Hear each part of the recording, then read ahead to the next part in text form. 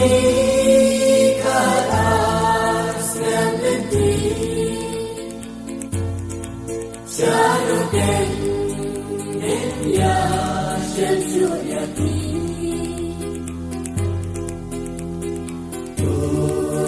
shong sung adwa utlei Gerdu gerdo